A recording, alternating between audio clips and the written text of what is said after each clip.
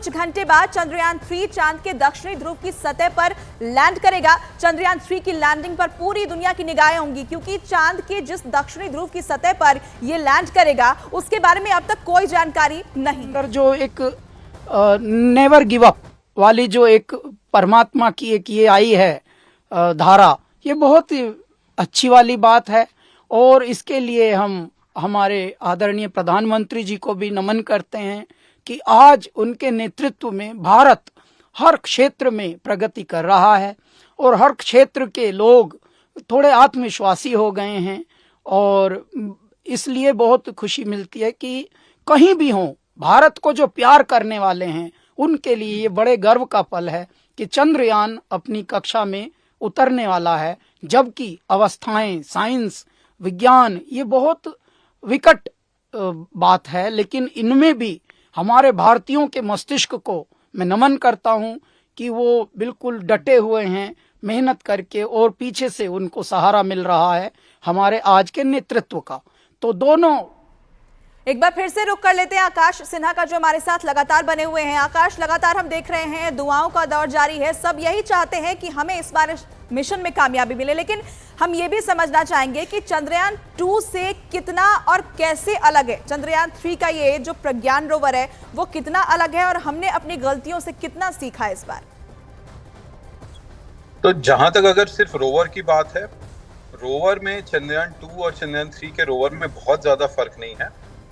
हाँ, हमने लैंडर में और लैंडर के सॉफ्टवेयर में, खास करके सॉफ्टवेयर में कुछ बुनियादी चेंजेस किए हैं। पिछली बार हमारा जो सॉफ्टवेयर था उसको टारगेट ऐसा दिया था कि उसको बहुत छोटे से एक एरिया में, आधा किलोमीटर बाय आधा किलोमीटर एरिया में उतरना है जहाँ पे हमें मैक्सिमम संभावना थी पानी मिलने की। पर इस बार हमने फेलियर बेस्ड डिजाइन दिया है। हमने एरिया भी बड़ा कर दिया है कि अगर उतने छोटे एरिया में नहीं उतर पाए तो बड़े एरिया में उतर जाए। अगर बाई चांस इंजन्स ठीक से नहीं फायर करें तो फिर वो कोई बात नहीं, जो भी सेफ एरिया मिले वहां पे लैंड कर जाए। तो हमने हर चीज का इस बार बैकअप दिया और इसीलिए होप्स इस बार बहुत हाई है, क्योंकि अब एक सिंगल पॉइंट ऑफ फेलियर पे कोई फेलियर नहीं होगा। हर फेलियर का हमने यहाँ पे बैकअप रखा हुआ है और ये सबसे बड़ा चेंज हुआ है चंद्रयान 3 में। बिल्कुल आकाश बता रहे हैं कि किस तरीके से इस बार उन सभी गलतियों से सीखा गया है और यहाँ पर कोई भी ऐसी गुंजाइश अब नहीं बचती है। जो एरिया होगा लैंडिंग का उसे भी इस बार बढ़ाया गया है और लैंडर जो है वो खुद ये तय करेगा कि लैंडिंग के लिए वो जगह मुफीद है या नहीं है और तय करने के बाद ही वो लैंड करेगा। इसलिए उम्मीदें इस बार बहुत ज्यादा है। मिशन चंद्रयान 3.0 सफल हो इसकी कामना पूरे देश में की जा रही है। हमारे वैज्ञानिकों ने इसके लिए बहुत मेहनत की है और अब देखिए 2 घंटे से भी कम का वक्त बचा है जब चांद पर हमारा लैंडर विक्रम उतरेगा और उसकी सफल लैंडिंग अगर होती है तो उसके बाद प्रज्ञान रोवर उसमें से निकलकर चांद पर चहलकदमी करेगा और डेटा जुटाएगा। हमारी सहयोगी प्रियंका कांडपाल हमारे साथ इस वक्त जुड़ गई हैं, सीधे उनका रुख कर लेते हैं। प्रियंका, कहां पर मौजूद है, किस तरह की तैयारियां की गई है, लाइव टेलीकास्ट जब शुरू होगा तो कैसे दिखाया जाएगा और क्या कुछ एक्साइटमेंट वहां नजर आ रही है? देखिए, बिल्कुल नेहरू तारामंडल में इस वक्त हमारी मौजूदगी है। दिल्ली का यही प्रोमिनेंट स्पेस है जहां पर तमाम लोग पहुंचे, लेकिन खराब मौसम की वजह से जो तैयारियां जिस लेवल की होनी चाहिए थी वैसी नहीं हुई है। पर जाहिर तौर पर लोग यहां पर पहुंच रहे हैं और खास तौर पर छोटे छोटे बच्चे जो है वो काफी संख्या में दिख रहे हैं। और मैडम, कहाँ से आई हैं आप? हम दिल्ली जंगपुरा से आए हैं। आज किस लिए खास यहाँ पर? खास लैंडिंग देखने आए हैं। हमारे हिंदुस्तान के लिए इतने गौरव के क्षण है और हम चाहते हैं कि हम इस मूवमेंट का हिस्सा बने और सब बच्चे सब मेरे साथ, हम यही प्रे करके आए हैं कि जो रशिया के साथ हुआ वो हमारे साथ ना हो और हम इसका एक बड़ा इतिहास का हिस्सा बने। इतिहास का हिस्सा बने। लैंडिंग देखने के लिए लोग आ रहे हैं। आप लोग किस लिए आए हैं यहाँ? इसलिए आए हैं कि चंद्रयान को देख नहीं सॉरी हाँ सही, चंद्रयान को ही देखने के लिए आए हैं, लाइव टेलीकास्ट के लिए। तो इसलिए देखने आए हैं कि वे भगवान से प्रेयर करते हैं कि वे सही सलामत पहुंच जाए और हम बस इतनी ही प्रेयर करनी है आपको। आप लोगों की प्रेयर तो भगवान भी जल्दी सुनेंगे। देखिए, छोटे छोटे बच्चे और साथ में उनके पेरेंट्स यहाँ पर आए हुए हैं। यहाँ पर आज खास एक स्पेशल स्क्रीनिंग रखी गई है जिसमें चंद्रयान के बारे में, चंद्रयान 3 के बारे में जो तमाम लोग हैं उनको बताया जा रहा है। इसके साथ अगर बातचीत करें तो देखें आप, बिल्कुल पीछे भीड़ ही भीड़ आपको नजर आ रही है। ये तमाम जो मीडिया कर्मी है उनकी भीड़ तो साथ नजर आ रही है, पर एक और यहाँ पर स्क्रीन लगाई गई है जो बेहद खास है क्योंकि उसमें रन डाउन का टाइमर चल रहा है, यानी कि कितना समय बाकी है काउंटडाउन क्या है, वो काउंटडाउन जो है वो दिख रहा है। आप देखिए टचडाउन को अगर आप देखें तो 1 घंटा 52 मिनट जो घड़ी है वो चल पड़ी है।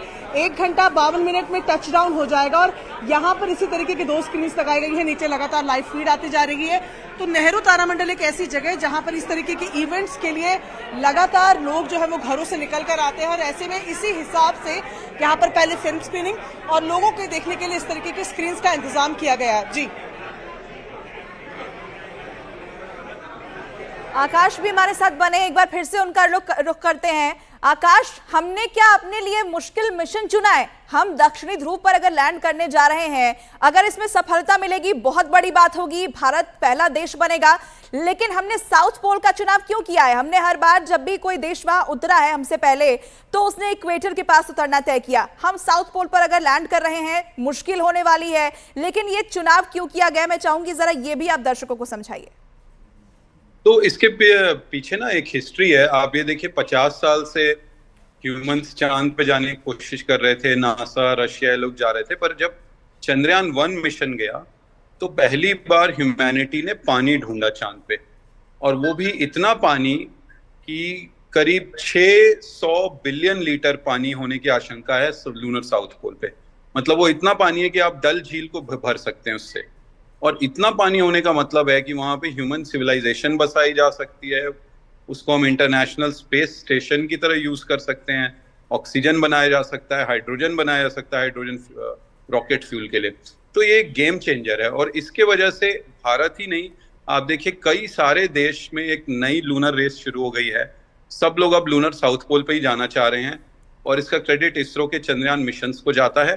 और हमने इसलिए नहीं चुना कि ये मुश्किल था या आसान था, हमने इसलिए चुना क्योंकि वहीं पे पानी होने की सबसे ज्यादा संभावना है।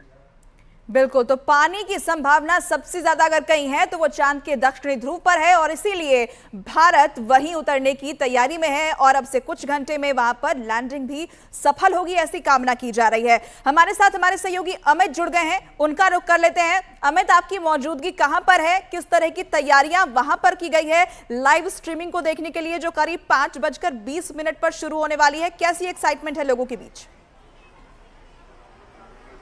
देखिए, इस वक्त मैं मौजूद हूँ नवयुवक कन्या विद्यालय में, ये लखनऊ में ही है, और राजाजीपुरम जहां पर रितु करिदाल जो कि इस स्कूल में पढ़ी हुई है और मिशन डायरेक्टर हैं वो चंद्रयान 3 की। मैं सबसे पहले तो तस्वीरें दिखा दूं, पूरी तैयारी है यहाँ पर, और बाकायदे प्रोजेक्टर लगा हुआ है। सारे बच्चे जो हैं, और खासतौर से साइंस स्ट्रीम के बच्चे जो हैं, वो देखेंगे लैंडिंग, सॉफ्ट लैंडिंग किस तरीके से होता है। पूरी तैयारी है। मैम कुछ गुनगुना रही थी, क्या गुनगुनाने वाली है? हम लोग वंदे मातरम गाने जा रहे हैं। हाँ जी। वंदे मातरम, वंदे मातरम, सुजलाम सुफलाम, मलयज शीतलाम, शस्य श्यामलाम, मातरम वंदे। इस तरीके से हर कोई गुनगुना रहा है। बच्चे भी हमारे साथ है, सीधे इनसे बात कर, क्या कहना चाहती हैं रितु, क्योंकि आप ही की स्कूल से पढ़ी हुई हैं। रितु जी आज मिशन डायरेक्टर है, किस तरीके से प्रेरणा लेती हैं आप उनसे? रितु करिधल मैम हमारे स्कूल से पढ़ के गई हैं। हमें बहुत ही ज़्यादा प्राउड फील होता है कि रितु करिधल मैम ने हमारे स्कूल से इंटर पास किया, और वो आज इतने बड़े मिशन डायरेक्टर हैं, और सॉफ्ट लैंडिंग वही लीड कर रही हैं। हमें उनसे बहुत ज़्यादा इंस्पायरेशन मिलती है।